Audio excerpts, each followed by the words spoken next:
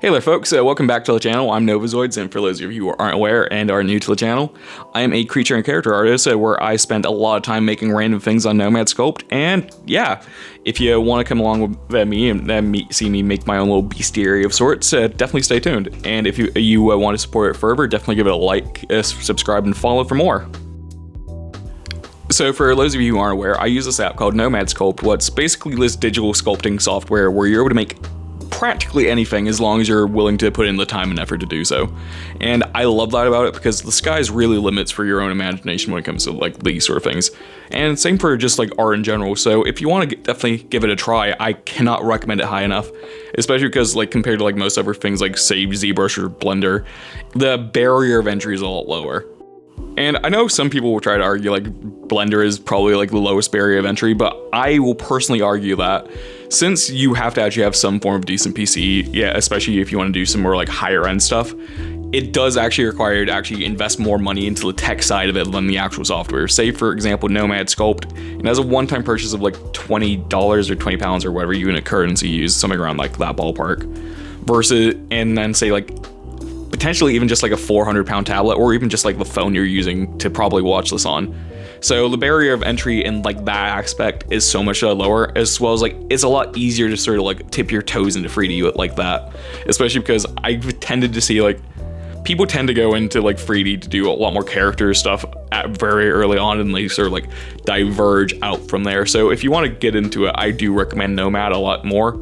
And I also do recommend at least doing something with like a pen for it, because oh my god, if you do all this with a finger, you're an absolute mad lad. Like, hey, if you want to, that's on you. I'm not your dad or anything, but I would recommend using a pen. And for any of you who are curious, I use a Samsung Galaxy S9 Ultra. Like, it's a great little device. I have the 16GB RAM version. It's really useful. And yeah, no, I don't use an iPad mainly because I'm very stubborn and I don't like Apple, and I would not be changed on that, even though ZBrush is available on that. But I don't know, it just goes against a few of my principles personally. Unless Apple does want to send me a free iPad, in that case, all praise be to Steve Jobs, our great Lord and Savior. I love everything you've ever done. You are my new grandfather. I love you so much. All praise be to Apple. Okay, now that it's about 2.5 minutes in, I should actually probably start talking about the sculpt of what I'm making. Like, I have had a few friends comment on like, hell yeah, no, the video seems nice, but I have no idea what you're doing, so I really need to try to like get better at not going on such a random tangents to actually explain my work. So this piece is actually like one of my older ones. It's from about like a year or so ago, where I was just doing like an hour speed sculpt challenge where I thought, okay, let's make a deer like creature without any reference. Let's see how much of a deer vibe I'm able to give something. And just like capture sort of like key elements of it, because say anatomically as a deer, this is not correct, but it has like elements where people are able to look at it and think, I guess. And like I like doing like challenges like that where I have to sort of like test my own knowledge, and then from there you're able to see where you're going wrong, you're able to see what areas you need to readjust and how you can actually further improve. And that's how I've always personally studied. I've never really gone out of my way to sit down and do a study on something, like just purely for like the need of doing a study.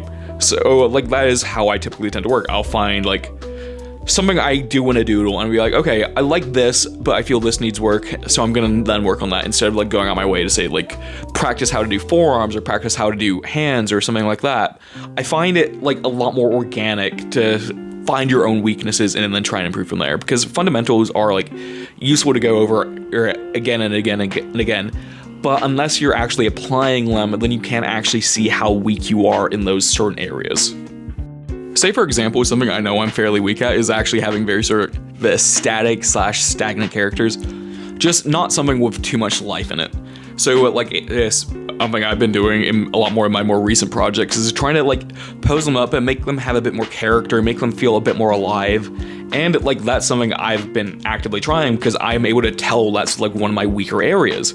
So yeah, like if you are an artist or just do you want to try and improve in anything in your life, definitely try to understand your weaker elements and then just try to evolve from there, because that's like something I do really love about like the arts, how all of your progression is fundamentally self-driven. So if you aren't willing to put in the effort to evolve and like better yourself, that's fundamentally just fully on you. So yeah. Like, say I'm even experiencing this right now whilst I'm actually making these videos of hey, yeah, I'm not the greatest of actually staying to a script, like, at all. Like, I will have something, like, attempted to be written down next to me. I'm gonna read, like, 1 or 2 bullet points and then just go hog wild. Like, I should have probably tried to get better at actually scripting my videos, but I kind of like how natural this feels, because I want to say I'm a semi-authentic person in the way I want to try and portray myself in my content. I don't want it to feel like it's ever too corporate, or if it's ever anything other than unapologetically myself, because annoyingly, I'm extraordinarily egotistical. So I feel like, hey, I want to get everything done upon my own merits. I want people to like my stuff because they like what I'm doing, not because they like what I'm trying to sell them, for example. Like, some of the idea behind that is because when I first started posting, like, on TikTok a few years back, like, I was doing, like, all these Minecraft challenges of, like, oh, let's make a Minecraft mob in a more FromSoft style. And, like, it did do, like, well numbers-wise, but it was sort of like, God, I'm kind of relying too much on the work of others in a way what doesn't feel authentic to myself, and that kind of bored me and made me not want to make it as much as what I really should be, versus it doing stuff like this, where it's just like, oh yeah, no, this is a, like, Nova original, this is, like, something what I want to make because that's what I want to make, you know, and it's just, like, a lot more relaxing for me. It makes me want to come back to it more and more and, like, just continue doing this till the end of time. Because, like, say for example, this thing is actually, like, one of my back catalog videos from a fair while ago that I just haven't touched, but I still made this, I still recorded all this because that's what I wanted to be doing.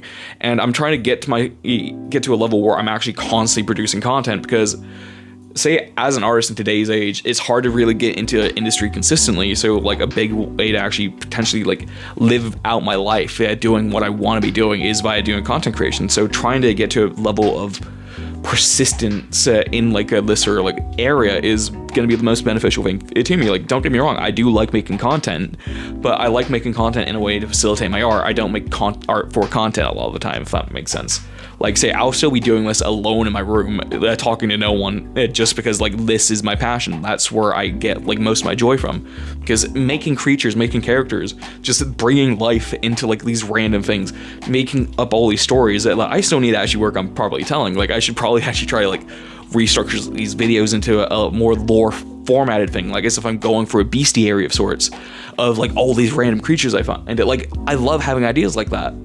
But I'm just not, like, the greatest of, like, correcting my course into that. Like, I'm definitely gonna be trying that in the future. Like, hey, who says I can't, like, also, like, redo this video in a few months' time with this the same exact, like, thing, but I'm actually just explaining the idea and the lore behind this creature. If it was, like, this form of forest guardian, I'm pretty sure that's what I was doing for it. As well as, like, it was originally just a speed thing, but I like having, like, this feeling of letting spirits take over me and they're dictating what I'm making. I love that so much.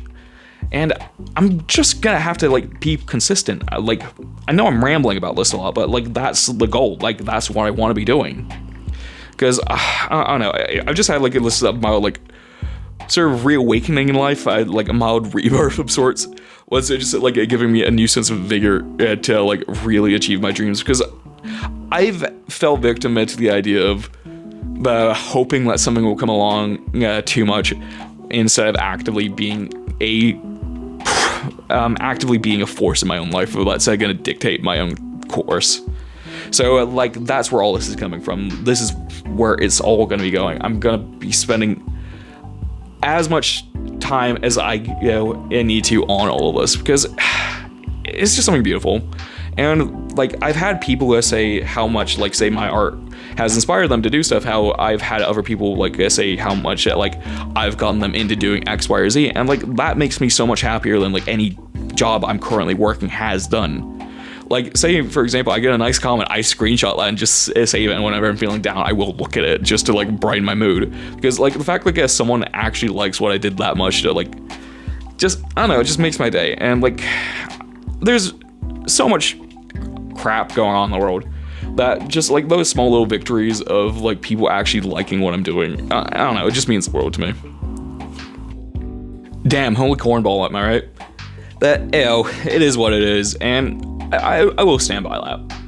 And wow, I've almost actually managed to ramble for, like, a good 10 minutes, so might as well plug the Ko-fi. Also remind people to like, sub, and comment. I would love to hear your thoughts on stuff and sort of, like, hear your sort of opinions on how I could potentially be improving these videos, and if you guys like the bestiary idea, because I do like making creatures, and I think it may be like a natural like step forward for it, like as well as like, oh, I could actually do a full book of it like one day. So I'll definitely try and do that. And I did say Ko-fi, and that reminds me, a special thank you to Holly, yeah, my biggest supporter there. So you're an absolute G. Thanks for all the support, and I will continue trying to do all this stuff. And yeah, have a lovely, lovely day, guys. Peace out. Bye.